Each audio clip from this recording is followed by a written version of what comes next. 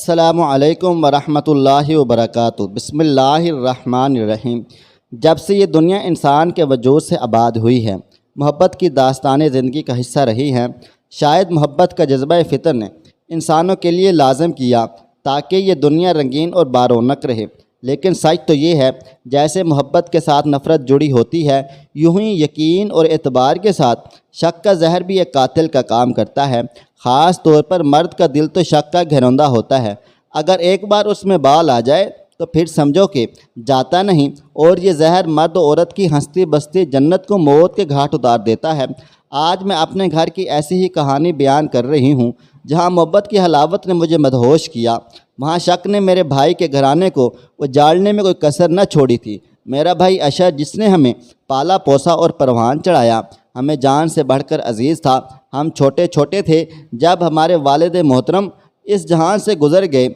इन दिनों अशर भाई की नई मुलाजमत हुई और वही हमारा सहारा थे। उन्होंने हमारे सरों पर हाथ रखा और बाप की कमी महसूस न होने दी। अंत तक मेहनत करके हम छोटे बहन भाइयों को तालीम दिलवाई, घर का खर्चा भी उठाया। हम तीनों बहनों से सिर्फ़ एक मुतालबा था उनका कि मेरी इज़्ज़त और अपने घराने की नामोस का ख्याल रखना, अपना चलन पाकीज़ा रखना। मैं अपनी जान देकर भी तुम्हारे सुख में कमी ना आने दूंगा। सच कहते हैं, जवानी दीवानी होती है। माँ की लाख अच्छी नसीहतों के बावजूद मेरे कदम बहक गए और मैं इश्क व मोहब्बत के लाहासिल चक्कर में पड़ गई। हमारे पड़ोस में नासिर नामी लड़का रहता था, जिसकी छत हमारे छत से मिली हुई थी। एक बार छत पर कपड़े डालने गई, वो अपनी मुंडीर के करीब खड़ा सिगरेट पी रहा था। वह बहुत खूबसूरत था, बस उसे देखते ही दिल हार गई। दिन रात उसके ख्यालों में रहने लगी। अब हम रोज़ शाम को छत पर मुलाकातें करते। हमारे उस ताल्लुक़ का घर वालों को कोई इल्म न था। मैंने पढ़ाई में मशगूल रहती थी, भाई आफस होते और फाजिल भाई उस वक़्त एकेडमी चले जाते। अम्मी रात के खाने की तैयारी में किचन में मसरूफ़ होती। ये बेहतरीन वक़्त होता। मैं पढ़ने का बहाना बनाकर छत पर चली जाती, जहाँ नासिर पहले से मेरा मुंतज़िर होता। यह सिलसिला चलता रहा। किसी को कानो कान खबर न हुई और हम मोहब्बत के मतवाले रोज़ बरोज़ एक दूसरे की उल्फत में गुम होते गए, यहाँ तक कि मैं 9वीं से फर्स्ट ईयर में पहुँच गई। भाई हमारी खातिर कोल्हू के बेल की तरह मेहनत की चक्की में पिसते रहे। हमने बाप का प्यार तो देखा ही न था। हम जानते न थे बाप की शफ़क़त क्या चीज़ होती है। लेकिन बड़े भाई ने हमारे सिरों पर अपने प्यार का साया कर दिया था। हमने बाप की मोहब्बत भी उन्हीं से पाई। तहफ़्फ़ुज़ का एहसास हमें परवान चढ़ाने तक भाई जान से मिला। हमारी कफ़ालत करते उनकी उम्र 36 साल हो गई तो माँ को ब्याह की फ़िक्र लाहक हुई। वो कहते थे, जब तक बहनों को उनके घर का न कर लूँगा शादी न करूँगा। मगर हम बहनें ही पीछे पड़ गईं कि भाई हमें अपने घर में प्यारी सी भाभी देखने की चाह है। बिला आखिर हमारी ज़िद से इन्होंने हार मान ली और अम्मी बड़ी चाव से बहू को ब्याह कर ले आईं। हम बहनों की खुशी का ठिकाना न था। चांद सी भाभी घर लाने का शौक़ किसको नहीं होता, और भाई भी ऐसा कि जिसके गुण हीरों जैसे हों। ज़किया भाभी बहुत खूबसूरत थीं, श्रीकाशार, हंसमुख और मिलनसार। उनके आने से घर में चांदनी सी भर गई। रात के अंधेरे में भी घर में दिन का उजाला महसूस होता था। बहुत जल्द उन्होंने हमारे दिल में घर कर लिया। हम नंदों को अपनी छोटी बहनें समझती थी और अम्मी जान को माँ की जगह जानती थीं। भैया की खिदमत और प्यार मोहब्बत का इस कदर ख्याल रखती थीं कि मेरे भाई भाभी में खोकर गोया सारा जहान को भूल जाना चाहते थे। भाई हम वक़्त बीवी में खोए रहने लगे। पहले उनका मामूल था, जब घर आते सीधे अम्मी जान के कमरे में आते। अब आते ही अपने कमरे का रुख कर लेते जहां भाभी जान बैठी होती। तनख्वाह आदि से ज़्यादा दुल्हन के चाव चौंचलों में खर्च होने लगी। अब खाने की मेज़ पर हम सब बैठे तो हमें नज़रअंदाज करके बस ज़किया ज़किया की रट लगा देते। अम्मी कभी कहती कि अशर बेटा ज़रा आपे में रहो, ऐसे बीवी के दीवानों बनोगे तो लोग जन मुरीद कहेंगे। सारे ख़ानदान में तुम्हारी बर्बाद और समझदारी मशहूर है। रिश्तेदार इस हाल में तुम्हें देखेंगे तो 100 तरह की बातें बनाएंगे। मगर भाई जान पर तो अपनी दुल्हन का ऐसा जादू चल गया जो सर चढ़कर बोल रहा था। इन्हें अपना होश रहा ना हमारा। ज़रा ज़रा सी बात पर बीवी की खातिर हम बहनों से उलझने लगे। कई बार अम्मी जान से भी गुस्ताखी कर डाली। इन बातों से हमारा दिल भाभी जान से बुरा हो गया। हालांकि हमें उनसे कोई शिकायत न थी। वो हमारे साथ इखलाक और मोहब्बत से पेश आती थी, हमारा बहुत ख्याल रखती थी। कभी इन्होंने अम्मी जान के सामने ज़ुबान न खोली, घर में कभी किसी के दिल आज़ारी नहीं की। जब कभी भाई उनको शॉपिंग के लिए ले जाते, हमारे लिए भी कुछ न कुछ ख़रीद कर ज़रूर ले आती। लेकिन हम क्या करते, जब भाई का रवैया हमसे बदल गया और हम प्यार के दो बोल सुनने को भी तरस गए, तब उनसे जी बुरा होना ही था। रफ्ता रफ्ता घर में खिंचाव बढ़ने लगा। भाभी जान अपने दिल में हमारे लिए मोहब्बत का जाम भर के लाती और हम मुंह फेर लेते। वो हैरत से हमारी तरफ देखती और मैं सोचती, कितनी चालाक है, खुद अच्छी बनी हुई है और हमारे भाई को हमसे छीन लिया है। इस तरह के भैया हमारी नज़रों में बुरे बनकर रह गए हैं। वो भाई के जिनकी मोहब्बत का हम दम भरते थे, भला उनके लिए हमारे दिल में बुराई आ सकती थी। बुराई आई तो भाभी की तरफ से हमारे दिलों में आ गई थी। तभी सब ने भाभी का सोशल बाइकाट कर डाला। यही नहीं, उनके साथ बदसलूकी होने लगी। जिसका बस चलता ताने से काम लेता। लेकिन ज़किया भाभी ने हर किसी का सलूक तहम्मुल से बर्दाश्त किया। अंदर ही अंदर हमारे दिल कोयला होकर रह गए थे। हमें भाई से पहले मोहब्बत और तवज्जो नसीब न हो रही थी। आखिर हम बहनों ने बाहम मशवरा किया, जब तक भाई का दिल भाभी की तरफ से मैला ना होगा, वो किसी सूरत भी हमारे न बन सकेंगे। जल्द ही हमें इस मंसूबे पर अमल पैरा होने का मौका भी हाथ में आ गया। इन्हीं दिनों एक रोज़ भाभी के चचा ज़ाद भाई उनके मेके से एक संदेशा लेकर आए। जिस वक़्त वो आए, भैया ऑफिस जाने के लिए तैयार हो चुके थे। कहने लगे, ज़किया अपने मेहमान की अच्छी खातिर मदारत करना, मैं ऑफिस से वापस आकर महमूद भाई से गपशप करूंगा, अभी मैं जल्दी में हूँ। यह कहकर भाईजान महमूद को छोड़कर चले गए।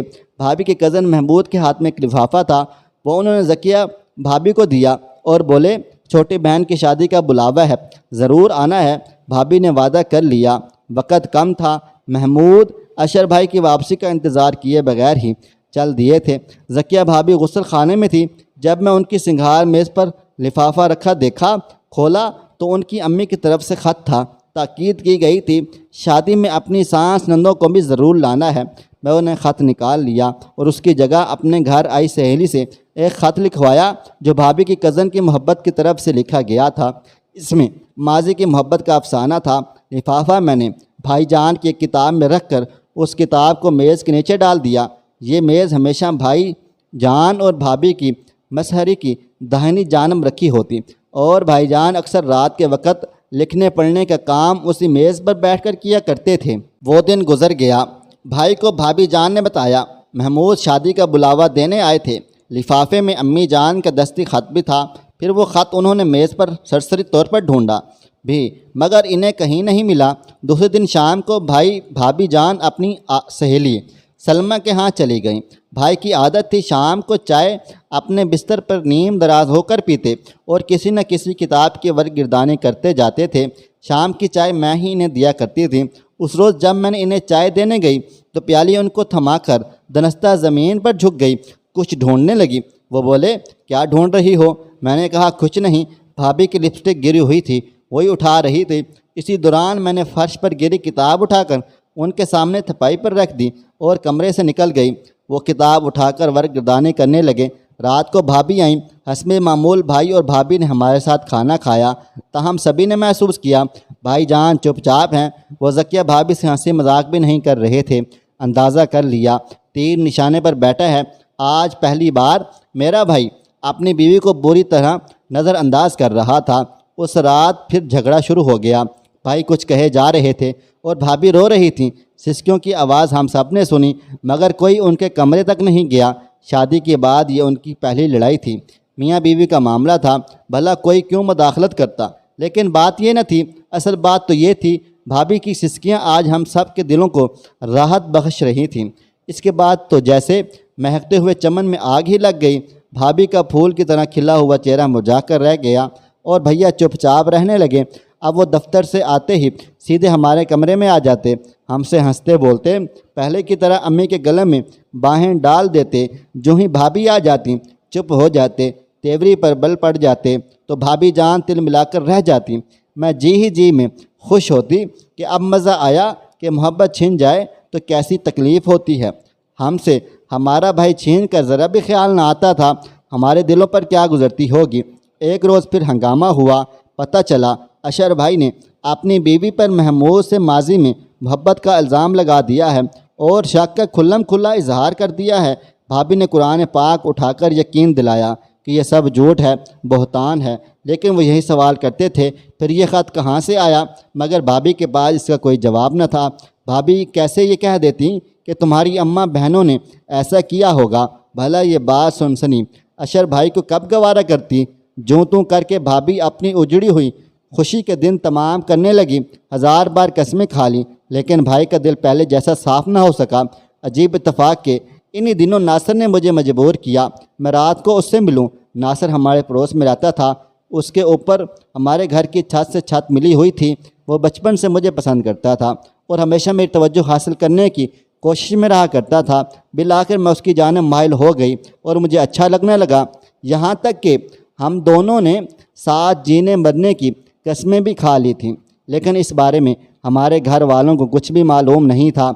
मालूम हो जाता तो कम अज़ कम मेरी तो शामत आ जाती। दिन में तो किसी न किसी बहाने अपनी सहेली की मदद से मिल लिया करती थी, मगर रात को मिलने का ये पहला मौका था।